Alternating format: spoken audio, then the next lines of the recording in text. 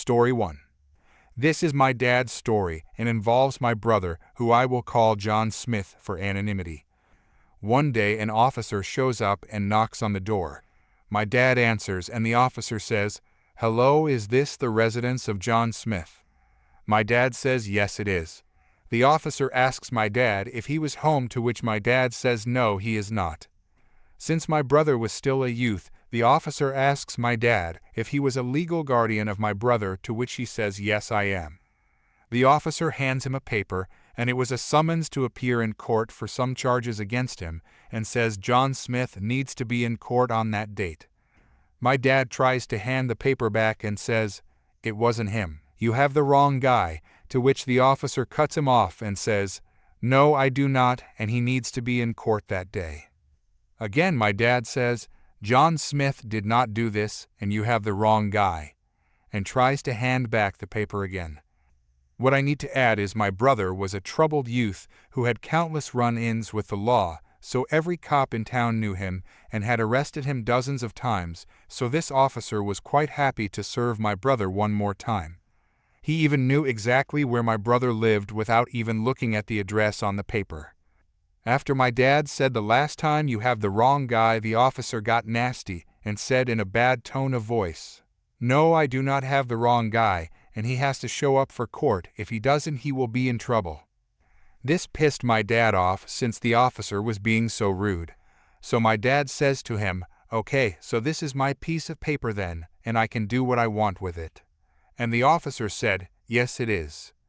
So my dad ripped it into a bunch of pieces and threw it into the dirt. The officer then laughs and says, "It doesn't matter, he still needs to be in court," to which my dad begins to laugh loudly in his face. The officer, not understanding why, had a blank stare on his face. My dad then asks, "Hey, what was the address on your paperwork?" To which the officer starts looking at the copy of paperwork he was still holding, and my dad watched as a confused look came over his face. "This isn't even the address you had on the paper, and I was trying to tell you that, but you were being so f***ing rude and cut me off every time. Now look at the full name. Do you notice anything? It says John Rip Smith, and my son's name is John Pletty Smith. Again, you have the wrong guy. Now take your piece of paper and get lost." The officer was choked. "You ripped my paperwork that was an official copy, blah blah blah." My dad again laughed at him. No, you said that was my paper, now kindly take your garbage and get off my property." Story 2. Since I am positively tested on corona and I have to be quarantined, I'd like to share a story from a few years ago just to pass the time. Note that the things that were said are all roughly translated from Japanese unless otherwise stated. I'm originally from the Netherlands, but I moved to Japan 18 years ago, and all I can say, Japan is a really nice place if you know where to find work. I don't look Japanese, but I'm well-mannered, follow Japanese traditions and etiquettes well, and I took the surname of my Japanese wife since my surname is unpronounceable in Japanese, and I didn't want to bother my wife, my kids, and the Japanese people with an unpronounceable name. So basically I'm as Japanese as a foreigner can be, I guess. Tough. I still do some Dutch things together with others, like baking oil balls during New Year and treat my staff peppernoten on certain holidays. So after I had a business meeting in Tokyo, and after that was concluded, I decided to eat some ramen at a local ramen shop. I just like the more low-key food stands. It was a small-scale ramen shop, which had a note, "No foreigners allowed." You see these signs more than you think on these smaller shops and stands. But in most cases, the owners put these posters on the stand because the owners can't speak English. So a lot of times, if you speak Japanese, you're allowed. I went in anyway since I kinda know the owner, and it was empty with only one other guy sitting there. I greeted the owner and orders my bowl of ramen when the entitled Japanese salesman in a snobby voice said, "Salesman, excuse me, but what is this? Gaijin, a foul word for foreigner, doing here in this shop?" Me, I'm just ordering a bowl of ramen. They are the best in town. Salesman, in bad English, "I'm not talking to you filth in Japanese, I was asking the shop owner. You had a note on your door stating you do not allow foreigner." At this point, I started to secretly film this since I wasn't sure that if things would go out of hand, the shop owner would be on my side. And the Japanese police tends to believe natives before foreigners. I'd see if filming is even allowed. But hey, proof is proof. Me, I can hear what you say. I speak Japanese to you know. Salesman. Shut up, you filth. Do you know how important I am? I work at * Great Japanese Department Store Office *, and I work as a salesman there. Every day I make sure people get what they need. I'm responsible for 18 million people to get goods, something you can never do. Me. Okay, in a manner like One Punch Man. Shop owner, please calm down. I have no problem with people who speak Japanese. I just can't deal with foreigners who can't speak Japanese during rush hours. They sadly lose me money. Salesman. A foreigner is a foreigner. It doesn't matter if a Neanderthal knows how to speak our beautiful language. He is still a Gaijin. Me. Well, I'm actually a Japanese citizen. I relinquished my Dutch citizenship years ago to become a Japanese citizen. I'm Japanese now if you like it or not. Salesman. You are not Japanese, and you will never be. Our race will stay clean. At this point, I decided to stop being polite and just troll him. Me. Oh, I have a Japanese wife, you know. I have 7 kids. I actually have 2. But whatever, my oldest daughter is president of the Archer Club. This was true. But I can't remember if she was at the time this happened, and my 3rd son wanted to become a monk. This was a lie. I don't even have a son anyway. Salesman. You filthy foreigners steal all of our wife. It's your fault I don't have a wife and family. Me. * hysterical laughter *, maybe 'cause you're a jerk. Salesman. Excuse me, you rude Gaijin. Me. What? Never hard to take the truth. You know how I got her. By being polite, being supportive, and letting her live the life she wants.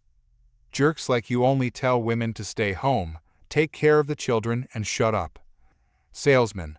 This is what I mean. You Gaijins disgrace our traditions. Me. Are you serious? Salesman. What?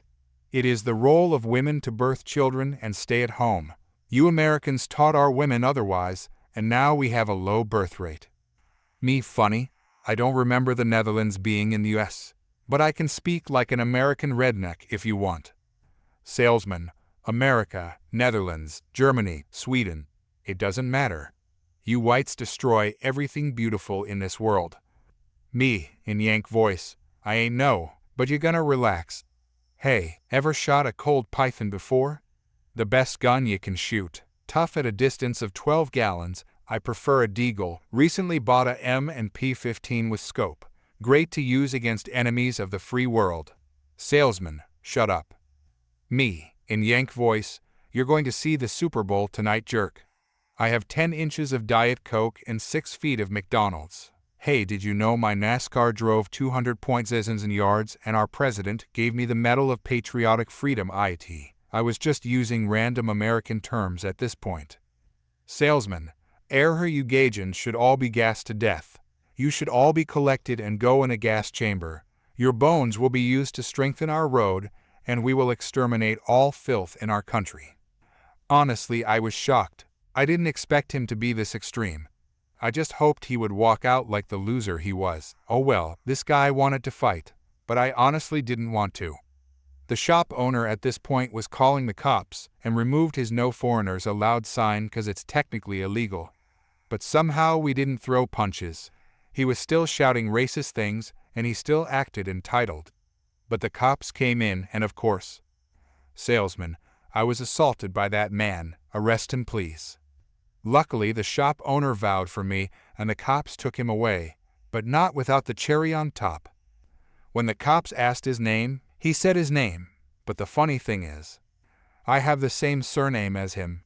And not only that, my wife's surname is kinda a historical name derived from samurai.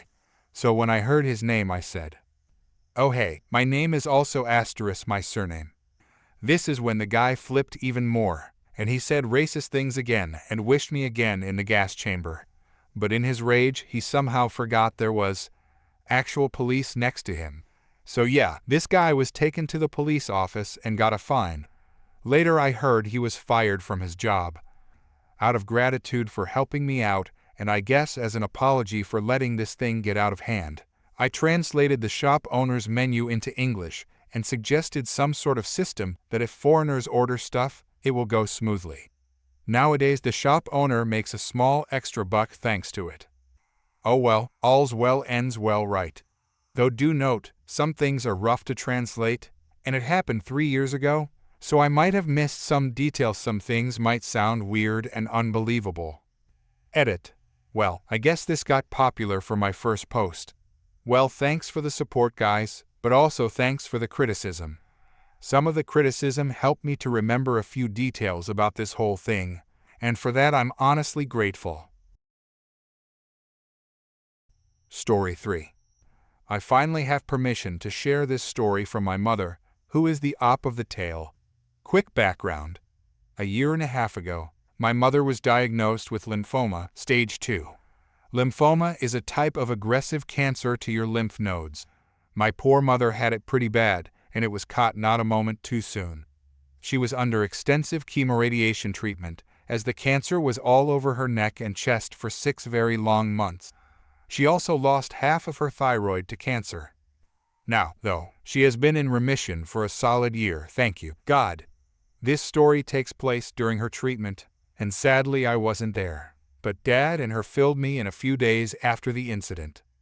Mom had been cooped up at home after an aggressive round of chemo and wanted to get out for a while on the day that she felt better. One thing to note, Mom is OCD to this day. The house can pass a military inspection. One thing she cleans weekly is her car, but since her chemo, she had no energy to do so. Though Dad and I were hesitant to allow her to go anywhere because of her health and COVID, Mom was adamant, and I quote, "I need some fresh air, and so does the car." No joke, she said that. Mom did some quick errands for small things at home, including a nice new blanket, then drove over to a car wash company that did all the interior cleaning for customers. Since Mom was not feeling up to doing it herself, she let them clean the interior of her car. While she waited, a lady was apparently looking Mom over. Keep in mind, Mom at this time was almost 2 months into her chemo, and it was showing. She was a bit paler. Her hair after she cut it shorter before treatment was starting to thin out and some spots of missing hair were present, but Mom didn't want to wear hats or wigs. She's a brave woman and a trooper for sure, and she was wearing a mask to protect her poor immune system from COVID and others around her. This lady apparently stomped over towards my mom and she started shouting at her. According to Mom, she was cursing at her, telling her that she shouldn't be out in public looking like that, and even going so far as to demand what my mom had, and that she feared for her safety because she believed that what my mom had was contagious. Thing is, however, she wasn't wearing a mask the whole time. This bad of a woman was screeching at my mother who is fighting cancer. Still boils my blood, and wishing that I was there to deck her and keep her away from my mom, I curse you, work. My mom, God bless her, has the patience of a saint. She kept silent the whole time, until the lady put her hands on my mom, even going so far to shove her in the chest where her cancer was, which according to Mom felt like she hit a sledgehammer on a burned spot dead center of her chest. Mom stood up after that to get away from her, but she grabbed my mom hard and shoved her again, and that's when Mom reacted with a hard punch to the lady's face, knocking her flat out on the ground. Mom said she felt bad hitting her, not meaning to knock her out like that, but I was proud of her. Of course, the police and an ambulance were called. The cop took my mom's side of the story once they looked at the CCTV, while the lady was being looked over just bruising, but she was making a scene and screaming that the diseased woman contaminated her, according to Mom. The cop, who sounded like a cool dude, was on my mom's side and told her that he understood that Mom was just defending herself and was kindly asking how her treatment was going and if she needed a ride to the doctors to be looked over. Mom had an appointment the next day, so she was fine until then, but they did offer a cold compress for her chest. In the end, the lady was indeed charged with assault and battery, and giving a false police report, she concocted a full lie when questioned for her side of the story, saying how my mom just attacked her when she asked if she was okay. The CCTV and witnesses backed my mom up. She got jail time, as well as 300 hours of community service, working with cancer patients at a hospital, and a $700 fine. The cop had a hand in the community service, apparently, since his mother was a cancer survivor and knew what Mom was going through both physically and mentally. Mom and Dad treated the cop to a nice meal someplace as a thank you gesture for helping with the issue. Story 4. I just want peace and quiet, and to be left alone. I'm in my late 20s and live alone, and I really hate kids. My neighborhood is a group of separate houses without yards that are spaced close to each other. I've lived here for 5 years by myself, and it's perfect. Everything I've ever wanted. No yards to take care of, and no kids around making noise. The houses share a large T-shaped cement driveway, and none of us have ever interacted with each other. We come and go, stay quiet, and mind our own business. There's a small park down the street with grass for those who want it, literally a 30-second walk away. About a year ago, a guy with a lot of little kids moved into my neighborhood. As always, I just drove past him like anyone else and closed my garage, never spoke to him, no problem. Over time, he started making himself at home. He would park his large truck in the motor court, which has a sign saying it's illegal because it's a fire lane. It would block his neighbor's garage across from him. He would set up lawn chairs in front of his neighbor's garage and have the little kids out there running and screaming right in front of people's houses and garages, so we would have to listen to it, and then try not to run over the children as we back our cars out of the garages. He would rev his motorcycle at 8 a.m. on a Saturday and wake up the neighborhood. When his kids would be blocking the driveway, they'd take their sweet time moving. Because of this, I did one simple thing. When I would come home every day and drive past around them, I wouldn't wave back when he waved at me. Oh, how that hurt his pride. He should have left it at that, but no, he had to press the issue. So he started waving more, and then shouting at me as I drove past, and then telling his kids to stop and stand and wave at me as I always drove past and ignored them all. Until eventually he didn't like how I drove around his kids that were in the way, even though I always drive at a safe slow speed there, so he tried to confront me. He shouted at my car, then came to my garage as I was already getting out of the car and had the garage closing, so it closed right in his face without me ever looking at him. Elmau. He didn't like that, so he immediately walked to my front door, saw that I had a doorbell camera, and turned around and walked away.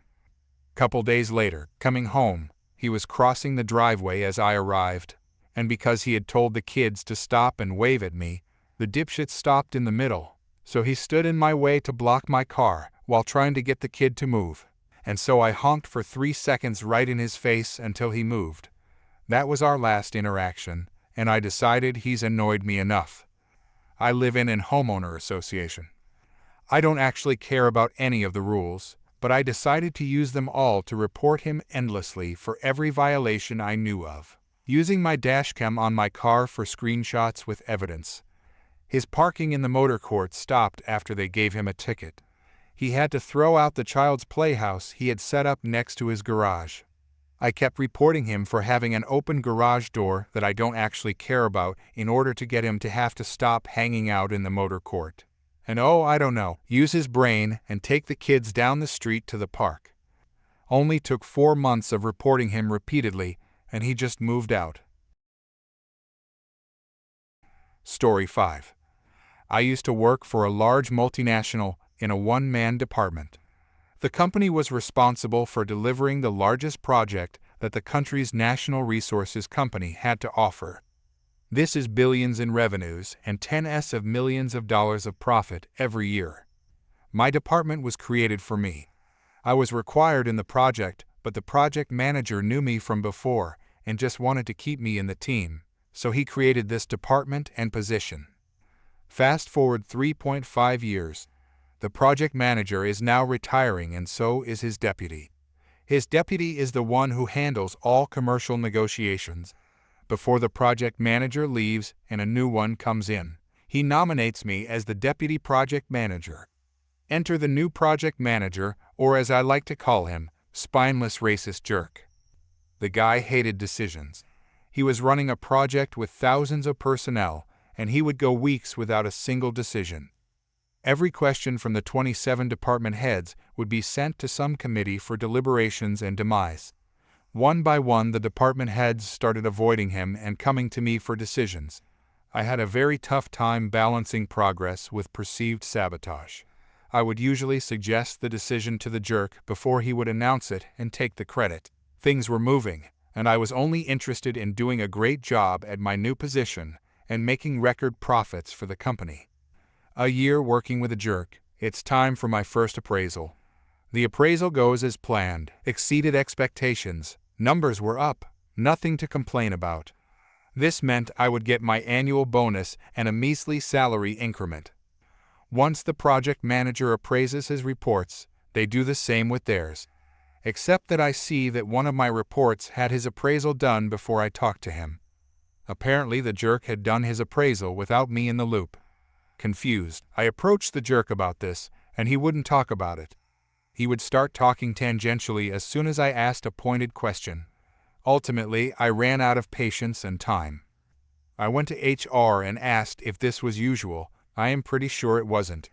Not only did HR confirm this to be the first they had ever heard of this, they started connecting the dots for me.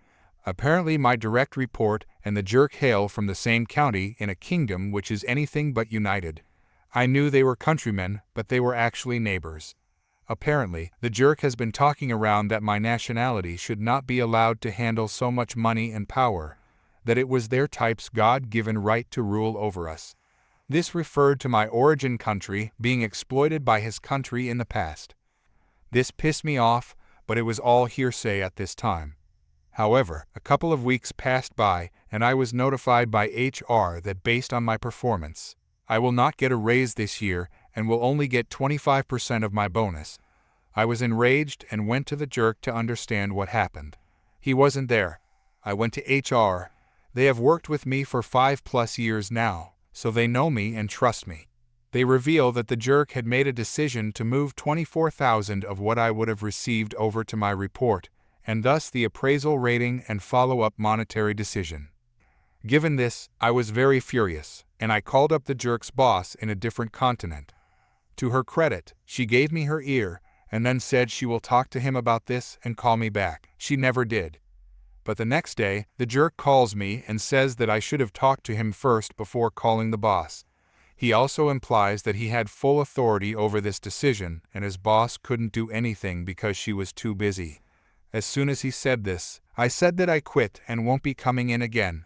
I put in my papers immediately and wrote that I would pay in for my notice period if need be. I also left the company phone and laptop at the desk and drove out. Next day morning, I left the country. When I left, we were in the middle of negotiating a contract variation that would have given us $2.5 million extra that year, pure profits. All discussions were done, and it only needed the client's signature. Since we were very sure of it, it was reported in our numbers as well. Fast forward 3 months, I get a call from the jerk's boss begging me to come back. Apparently, they fired the jerk due to missing profits as the client did not sign the variation order, which was time-sensitive. They wanted me to come back as deputy PM. I told her that I will call her back and never did. Story 6. This happened a few years ago, but my husband reminded me of it yesterday after we spent Christmas with his family. To give a little context, my husband has 3 older sisters, and the eldest is quite the character. The best way to describe her is self-absorbed. She has this belief that she's the center of everyone's universe. Every man wants to date her. Every woman wants to be like her, and anyone who doesn't help her must be jealous or trying to bring her down. Unfortunately, this attitude means she's often negative, complaining about her life, and constantly playing the victim. After 8 years of enduring her dramatics, I decided to have a little fun with her. It wasn't anything mean-spirited, just a harmless prank to make her the victim she always claims to be. The perfect opportunity. About a month before Christmas, the family received a group text from her. It was a list of things she wanted for Christmas, complete with specific instructions on what not to get her. One item, in particular, stood out: popcorn. She went on a rant about how she used to love popcorn and would get a ton of it every year, but now she doesn't eat it anymore. She made it clear, don't get her popcorn. This sparked an idea. If she was going to make a fuss about being a victim, why not give her something to fuss about? I bought her a box of popcorn and went the extra mile to ensure no one would trace it back to me. I used wrapping paper that no one else in the family had, wrote her name in big, bold letters with a Sharpie to disguise my handwriting, and didn't sign the gift. The big day. When the day of the family Christmas gathering arrived, I made sure to sneak the popcorn gift under the tree without anyone noticing. I placed it way in the back, separate from the gifts we had visibly brought. Gift opening began, and sure enough, one of her presents was a box of popcorn, ironically from one of her sisters. She launched into a long-winded rant about how she specifically said not to get her popcorn, why no one listens to her, and how tired she is of being ignored. The sister apologized. One of the nieces offered to take the popcorn, and the incident was brushed aside. But the best was yet to come. As the gift exchange wrapped up, someone noticed one last present tucked away at the back of the tree. It was handed to her, and she opened it, revealing the second box of popcorn. Her reaction was everything I could have hoped for. She completely lost her composure, going on for several minutes about how disrespectful it was, how someone was obviously trying to upset her, and how rude it was that the gift wasn't even signed. She examined the wrapping paper, trying to figure out who it was from, but found no clues. Meanwhile, the rest of the family had grown tired of her antics and began chatting amongst themselves, effectively ignoring her meltdown. The aftermath. To this day, no one else knows it was me except my husband, and he didn't find out until we were in the car on the way home. I told him, and he burst out laughing, calling it the best prank he'd ever seen. Every time I have to deal with her theatrics, I just remind myself, I'm the one who gave you the popcorn. That thought always brings a little smile to my face, and suddenly, her negativity doesn't bother me nearly as much. Story 7. My fiancé, Jim, and I have had a rocky relationship with his parents for years.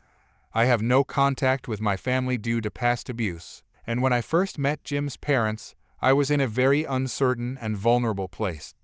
From the start, they didn't particularly like me and thought I was weird because of how nervous I was. But I had good reason to feel uneasy. Jim's parents had a reputation for being extremely controlling. Jim's dad has a history of inappropriate behavior that I won't fully delve into here, but suffice it to say, he never took accountability for his actions. His mom, Becky, not only enabled him, but also projected her distrust onto Jim during his teenage years.